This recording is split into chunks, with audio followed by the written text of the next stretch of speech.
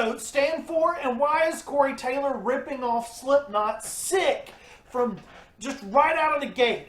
Let's review CMF2B or Not To Be. I want to trash talk this album and rip it apart, but as I get into it, I don't know if I'll be able to.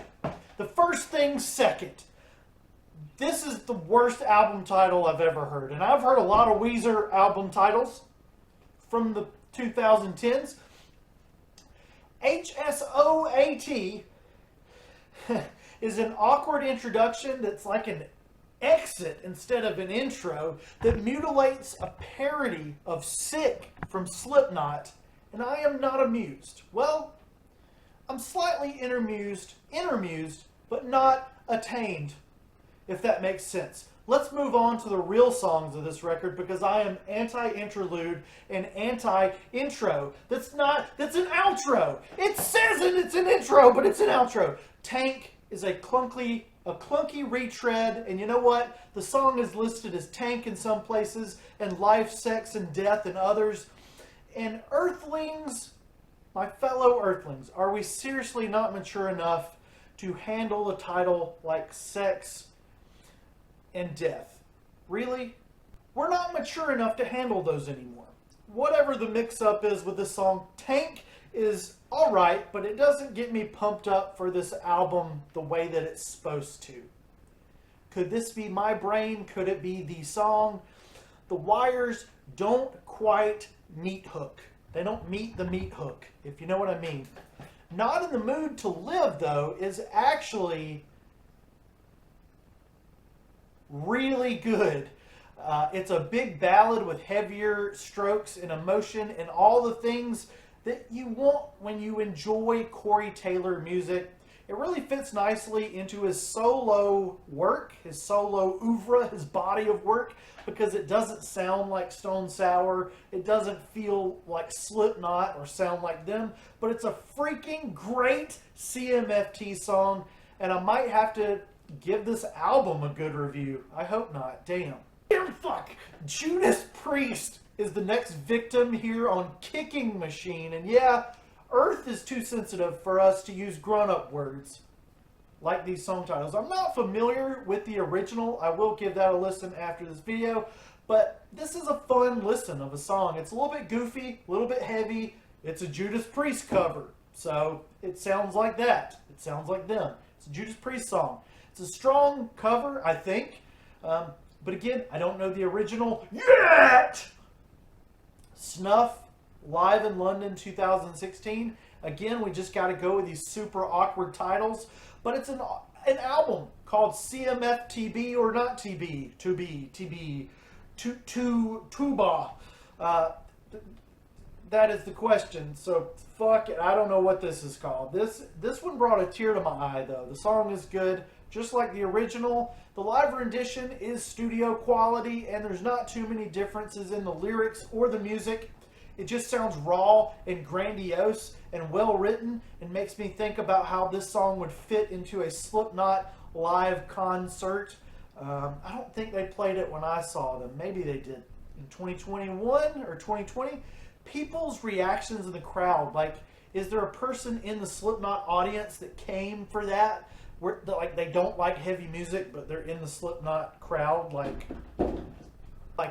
they came just for Snuff. That is my thought experiment. 12,667 of today. Shot in the dark, one step away from Chris is an Ozzy Osbourne cover, and Corey Taylor's version is louder, and at first listen I did cringe. I just cringed.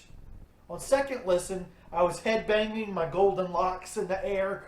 I'm rocking out with my air guitar. Here's something interesting. I'm a left-handed person that plays guitar like a right-handed person, but on air guitar, it only feels natural to do it like a left-handed person be doing it. What? Stay Calm is the mid-album Corey Taylor original, and it in itself is mid. I really wanted to bash this album into Oblivion. That was some underwear that I got thrown at me up here on the stage. This is a B-side compilation of an album.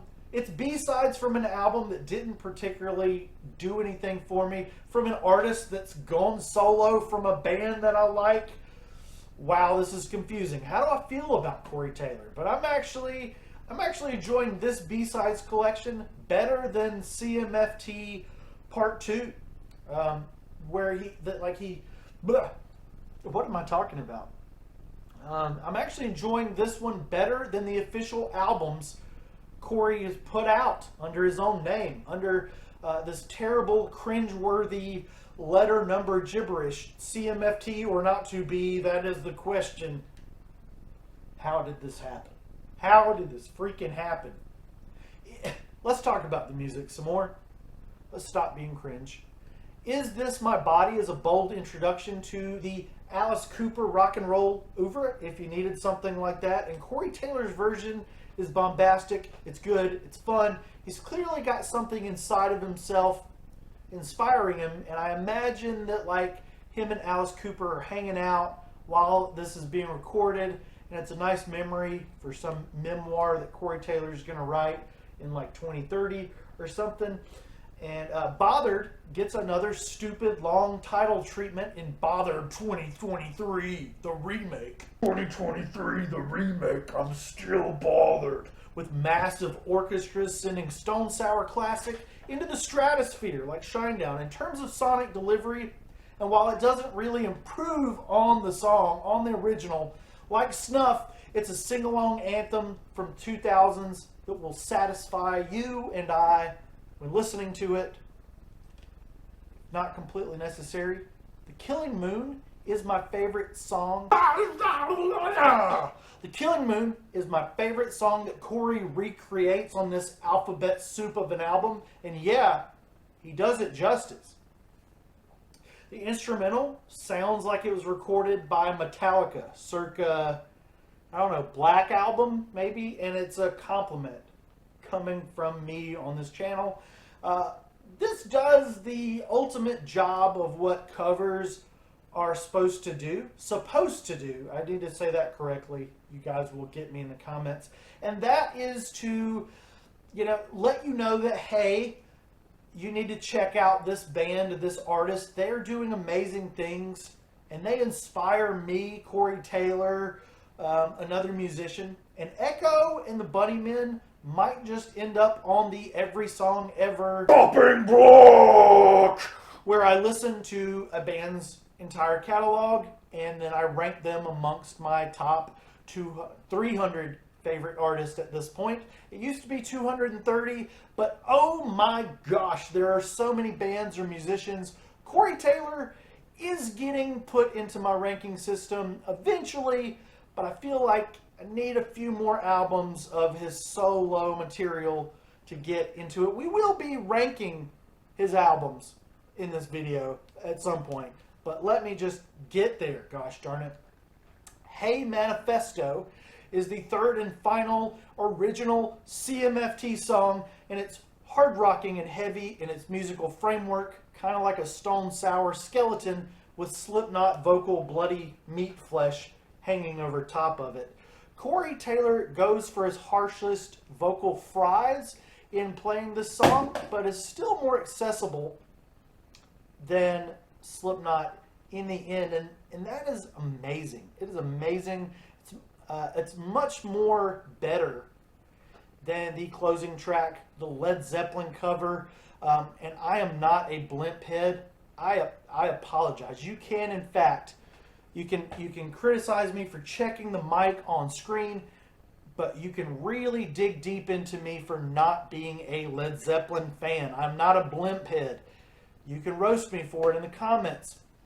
After listening to this review for a surprisingly good 2.5 out of 5 album from Corey Momsford Taylor, and because I'm starting to do the album rankings after all my album reviews, I'm going to give it a shot. Let's rank the CMFT albums. You know what it be like. And I think we can all agree the first one is better than the second one. Like this video and like Slipknot circa 2014.